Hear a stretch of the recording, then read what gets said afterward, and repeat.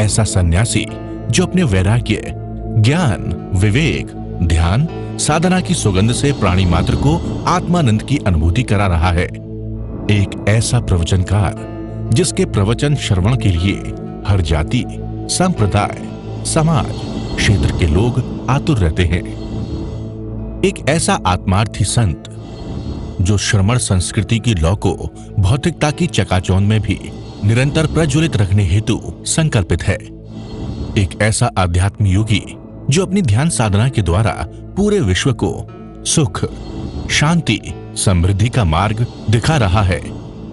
एक ऐसा महासाधक जो भारतीय ऋषि परंपरा को पुष्ट रखते हुए साधनारत है।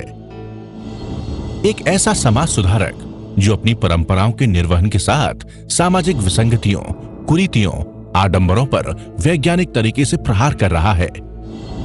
ऐसे महान व्यक्तित्व का नाम है आचार्य सम्राट पूज्य श्री शिव मुनि जी महाराज साहेब। उस पर हम चर्चा करते हैं आज। भगवान ने कहा आत्मा अकेली, तुम अकेले, मैं अकेला। आत्मा अकेली थी, अकेली है, अकेली रहेगी। विश्वास हो गया तुमको? आत्मा अकेली है, अकेली रहेगी। घर में जाके बात करोगे फिर। हमें सबको संयोग चाहिए, ये मोहनीय कर्म है। बेटा भी चाहिए, बेटी भी चाहिए, धन भी चाहिए, भोजन भी चाहिए, कपड़े भी चाहिए, हीरे जवाहरात भी चाहिए। उसके बिना गुजारा नहीं। आत्मा को तो कुछ चाहिए नहीं। आत्मा खाती नहीं, पीती नहीं, सोती नहीं, जागती नहीं। आत्मा का घर नहीं, आत्मा की माता नहीं, आत्मा को पिता, आत्मा को कुछ नहीं चाहिए। शरीर को चाहिए, आत्मा को कुछ नहीं चाहिए। मैं आत्मा अकेला। जीव अकेला जगत में जन्म मृत्यु न होए, मात पिता सुत बांधवा क्यों कर अपना होए। आनंद का रस कंद सागर, शांति का निज आत्मा। आनंद का रस कंद सागर, शांति का निज आत्मा। सब द्रव्य जड़ पर ज्ञान का घन पिंड केवल आत्मा। सब द्रव्य जड़ पर ज्ञान का घन पिंड केवल आत्मा। जीवन मरण सुख दुख सभी भोगे अकेला आत्मा। शिव स्वर्ग नरक निगोद में जावे अकेला आत्मा।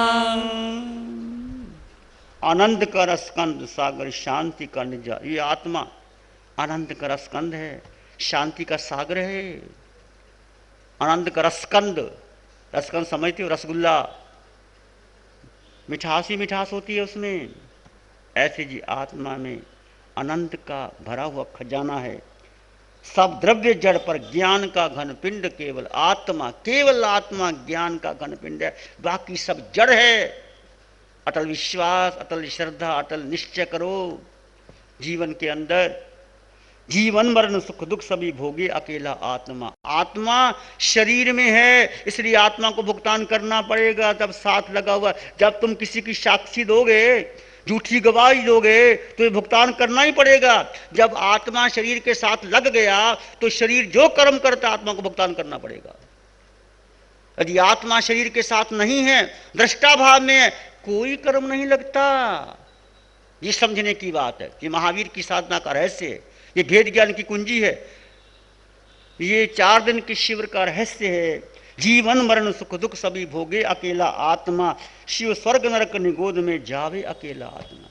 जब तुम कर्म करते हो तो अकेले ही जाओगे नरक। पशु भी अकेले, मनुष्य भी अकेले, देव भी अकेले और मोक्ष भी अकेले जाओगे। जब आत्मा कर्म बंध से छूट जाती है तो अकेले भुगतान करना पड़ता है। इसलिए कर्तव्य का अभ्यास करो। 24 घंटे में 1 घंटा अपने लिए ऐसा निकालो कि मैं अकेला हूं।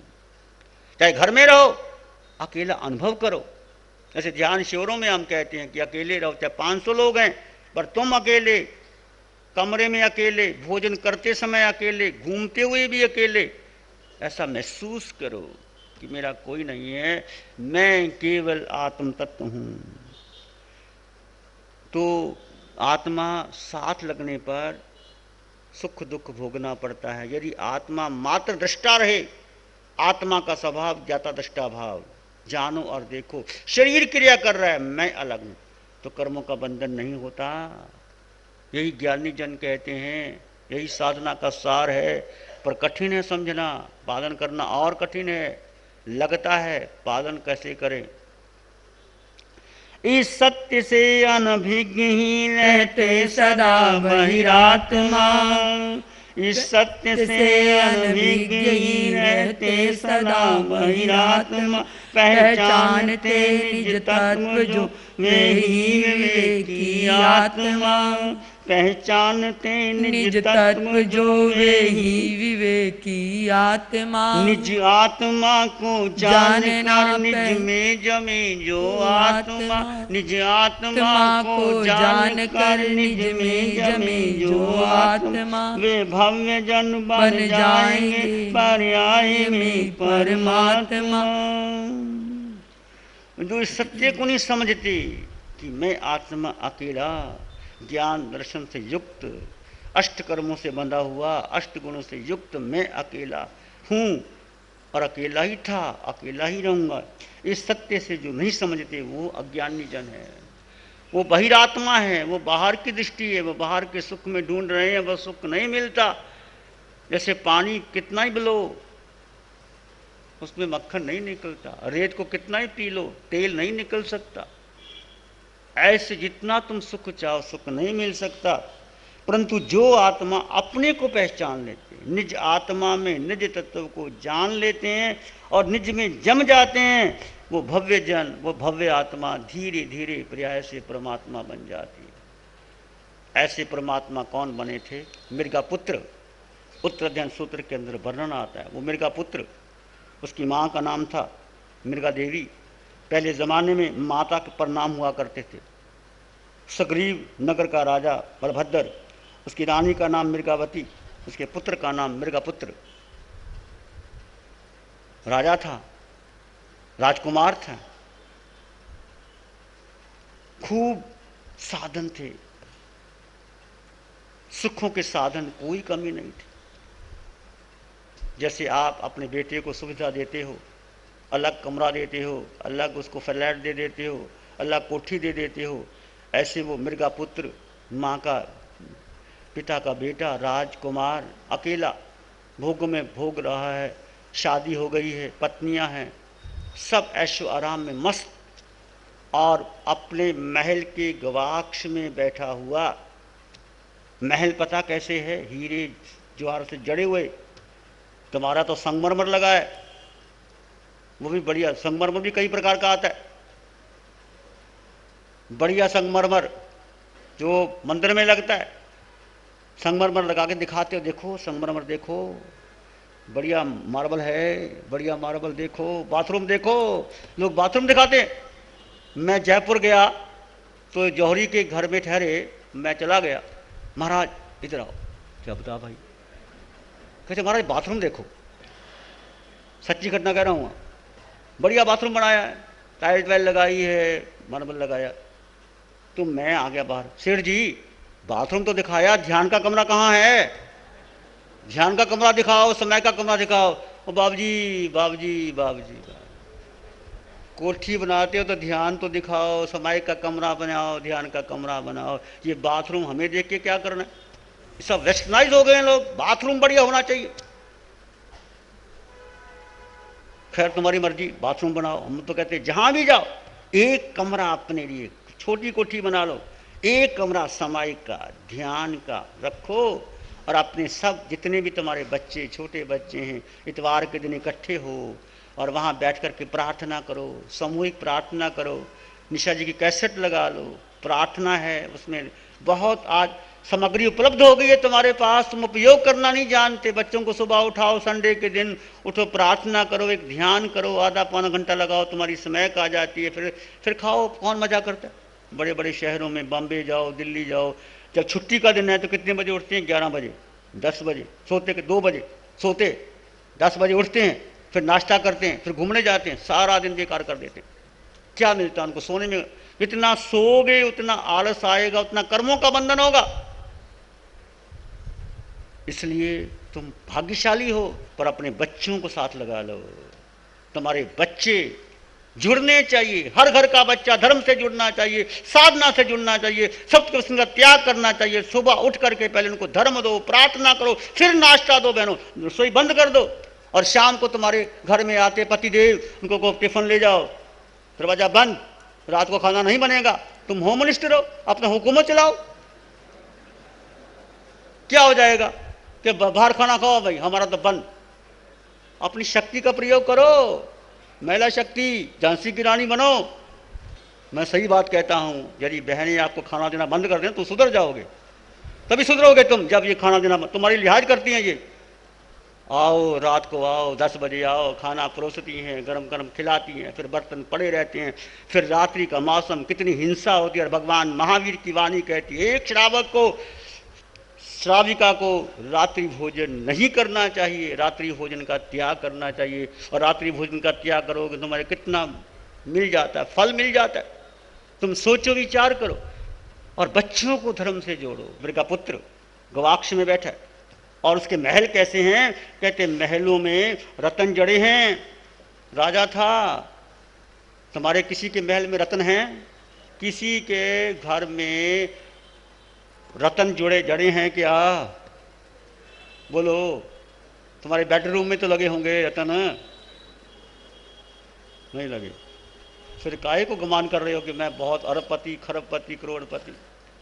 मृगपुत्र राजकुमार और महलों में हैं, अप्सराएं जैसी पत्नियां हैं, आमोद प्रमोद का साधन है, कोई कमाने की झंझट नहीं। राजा था, गवाक्ष में देखता है, एक टक लगा करके देखा, एक मुनि, एक तपस्वी को आते हुए देखा। चिंतन चला, ये कौन? ये तपस्वी, ये मुनि, ये साधु। चिंतन चला, ये क्यों चला रहा है? करते करते करते करते चिंतन करते करते जाति समण ज्ञान हो गया। ओहो, मैं भी पहले साधु था, मैं भी साधु बना था, मैंने भी संयम ग्रहण किया था, मैंने पंच महाव्रत पालन किए थे। फिर चिंतन चला, जाति समझ गया, ओहो मैं नरक में भी गया, मैं पशु भी बना, नरकों में मुझे मारा गया, काटा गया, छेदा गया, भेदा गया। पशु बन करके मैंने भार ढोया, मुझे पानी नहीं मिला, वो नहीं मिला, सारा याद आ जाता। जैसे बारिश की रिमझिम बरसने लगी, ऐसे गुरुवर की वाणी भी झरने लगी। आंखें बंद, मन वचन काया शांत, शरीर शांत, विचार शांत, सृष्टि शांत, वातावरण शांत।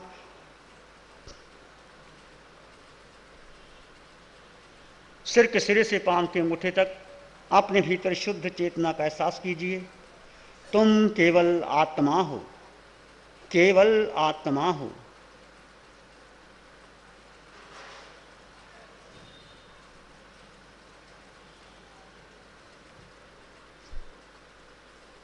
सिर के सिरे से पांव के अंगूठे तक हर अंग में आत्म प्रदेश विद्यमान है। उस आत्म प्रदेशों का अनुभव कीजिए और अपने भीतर रही हुई शांति का अनुभव कीजिए।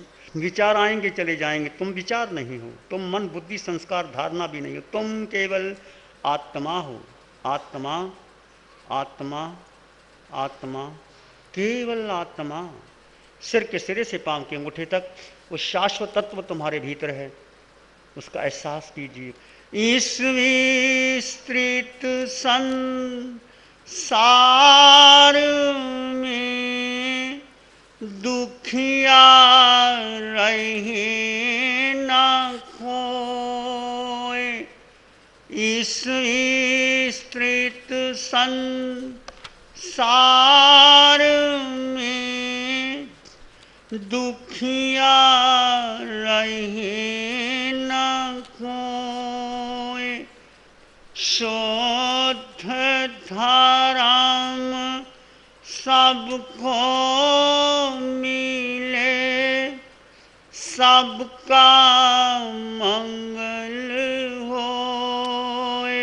सत्य धाराम सब को मिले जन जन मंगल होए, तेरा मंगल होए, सबका मंगल होए, जन जन मंगल होए। सबका भला हो, सबका मंगल हो, सबका शुभ हो, सबकी स्वस्थ मुक्ति हो, सबको वीतराग धर्म मिले, महावीर का धर्म मिले, शुद्ध धर्म मिले। इसी में एक लंबा गहरा श्वास लें, अरिहंत परमात्मा के चरणों में अनंत कृतज्ञता करो।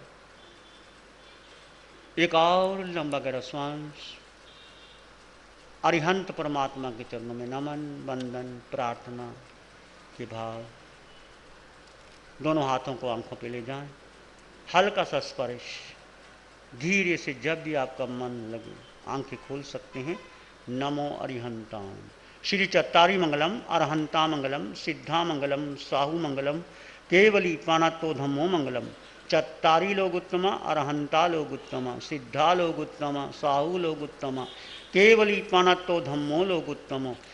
चत्तारी शरणं पवज्जामि, अरहन्ते शरणं पवज्जामि, सिद्धे शरणं पवज्जामि, साहू शरणं पवज्जामि, केवली प्रणतं धम्मं शरणं पवज्जामि। चार शरण दुख हरण जगत में, और न शरण कोई होगा, जो भव प्राणी करे आराधन, उसका अजर